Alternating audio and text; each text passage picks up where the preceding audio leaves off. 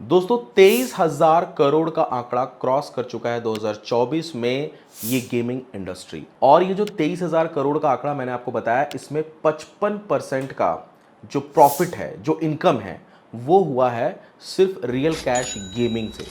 अब आज इस वीडियो में मैं आपको बताऊंगा कि real cash game versus skill based game, दोनों में कौन सा गेम ज़्यादा प्रॉफिटेबल होता है, कौन सा आपको बनवाना चाहिए। वैसे मैं आपको बता दूं दोस्तों, ये जो गेमिंग इंडस्ट्री है ना, ये बहुत सीरियस बिजनेस ओनर्स के लिए है।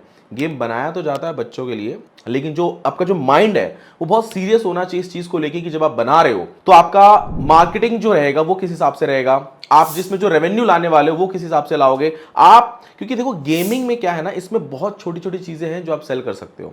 गेमिंग का जो रेवेन्यू मॉडल होता है वो बहुत सिंपल रहता है। अगर तो आपका रियल कैश गेम है तो आप एंट्री फीस से कमाओगे, अगर आपका स्किल बेस्ड गेम है तो आप एड रेवेन्यू से कमाओगे। बहुत सारे ऐसे भी गेम्स हैं जहां पे एड रेवेन्यू के साथ साथ इन ऐप परचेज भी होता है, जैसे कि पबजी हो गया, या कुछ ऐसे गेम जहां पे आपको कुछ बाय करना पड़ रहा है, लाइक कॉइन्स, डायमंड्स, जैसे हेडबॉल 2 है।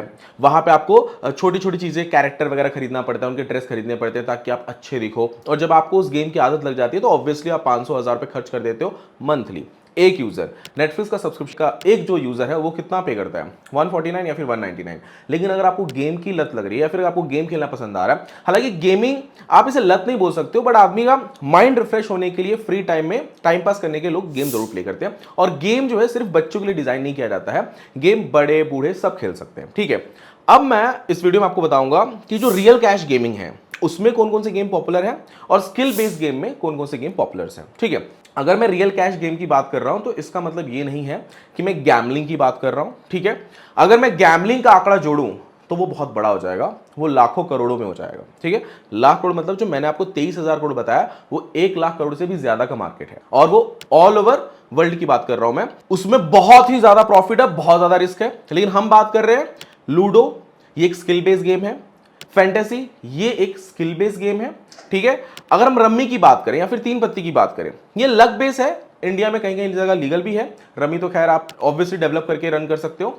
लेकिन जो सबसे ज्यादा प्रॉफिटेबल गेम है इस टाइम पे, करंटली मैं हमारे क्लाइंट के साथ काम भी कर रहा हूं, जिनका मैंने पर डे का जो डिपॉजिट है जो कि यूजर्स प्ले करते हैं, तो वो मोर देन 75 लाख रुपीज है।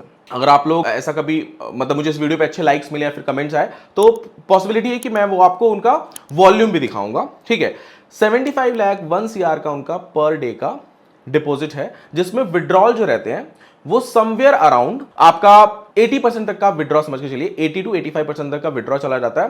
प्रॉफिट मार्जिन जो रहता है आपका, मैं लूडो गेम की बात कर रहा हूं, प्रॉफिट मार्जिन 8 से 10% का रहता है। आप एग्जांपल के तौर पे ये समझ के चलो, और ये जो मैंने आंकड़ा बताया वॉल्यूम का, उनके एप्लीकेशन पे मोर देन 50,000 प्लस यूजर्स हैं जो कि प्ले कर रहे हैं। ठीक है, तो ये जो मैं आपको आंकड़ा बता रहा हूं, ये स्टार्टिंग में जब आप गेम डेवलप करोगे तो कहीं ना कहीं आपका जो डेवलपमेंट कॉस्ट है वो समवेयर अराउंड, अगर आप लूडो डेवलप कर रहे हो या फिर अगर आप एक स्किल बेस्ड गेम डेवलप कर रहे हो या फिर पूरा कंप्लीट गेम ही डेवलप कर रहे हो तीन पत्ती टाइप का, या फिर जिसमें रियल कैश कंप्लीटली जो कि इंडिया में लीगल है उस टाइप का, तो समवेयर अराउंड आपका 5 से 10 लाख का डेवलपमेंट कॉस्ट इसमें जाएगा।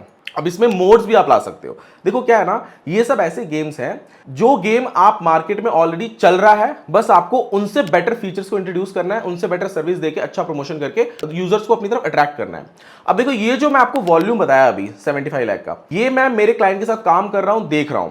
लेकिन अगर आप जब जुप्पी की बात सुनोगे तो वो बहुत बड़ा है गेम, और उसको तो प्रमोशन बड़े बड़े सेलिब्रिटीज भी करते हैं, तो सोचो उसका पर डे का वॉल्यूम क्या होगा। ये जिस गेम की मैं बात कर रहा हूं, ये ठीक है, इनके साथ मेरे बहुत अच्छे रिलेशन है। ये आप कह सकते हो कि जुप्पी के कहीं 4th या 5th नंबर पे आता होगा, और भी बड़े बड़े प्लेयर्स हैं जुप्पी मार्केट में कर रहे हैं। ठीक है, अब हम ये समझते हैं, जैसे मैंने आपको डेवलपमेंट कॉस्ट बता दिया, स्किल बेस्ड गेम जो रहते हैं जैसे फैंटेसी ऐप हो गया, इनका बहुत ज्यादा डेवलपमेंट कॉस्ट नहीं आता। इनका डेवलपमेंट कॉस्ट समवेयर अराउंड 3 से 5 लाख के बीच में आता है विद ऑल फीचर्स। गेम की जब बात आती है, जब यहाँ पे यूनिटी हम इंप्लीमेंट करते हैं, सिक्योरिटी डालते हैं, क्योंकि इसमें हैक वगैरह बहुत सारी चीजें होती है, तो इसका डेवलपमेंट कॉस्ट समवेयर अराउंड कहीं 5 से 10 लाख के बीच में आपका आ जाता है। अब अगर आपके दिमाग में, क्योंकि मैंने स्टार्टिंग में ही बोला कि ये जो गेमिंग इंडस्ट्री है ये सीरियस माइंड पीपल्स के लिए होता है, ये उन लोगों के लिए नहीं है कि आज उन्होंने सोचा कि बनाना है तो बना लेते हैं, कल को नहीं चला। नहीं, आपको बहुत सीरियस होकर गेम को डेवलप करना पड़ेगा, बहुत सीरियस तरीके से मार्केट की कंपटीशन को समझना पड़ेगा, स्ट्रैटेजी बनानी पड़ेगी, तब जाके आप मार्केट में कहीं सस्टेन कर पाओगे।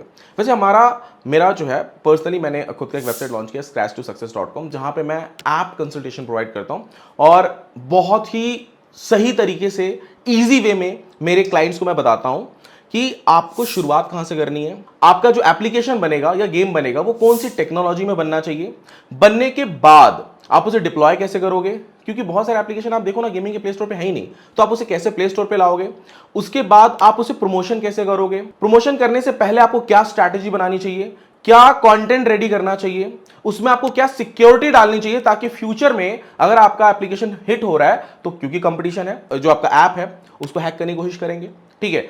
उसके बाद आपके उसमें पेमेंट गेटवेज कौन कौन से होने चाहिए, और गेटवे का जो अप्रूवल है, क्योंकि गेमिंग इंडस्ट्रीज में जल्दी मिलता नहीं है, तो ये सब चीज कैसे करना चाहिए। जो मेरी कंसल्टेशन है ना दोस्तों, इसमें फ्रॉम स्क्रैच टू सक्सेस तक का पूरा फ्रेमवर्क बना के देता हूं मैं। कॉस्ट बहुत ज्यादा नहीं है, अभी तो मैंने कम भी किया हुआ है ताकि मैं अपने बिजनेस को ज्यादा ज्यादा प्रमोट कर सकूं, ज्यादा मेरे क्लाइंट्स तक रीच कर सकूं।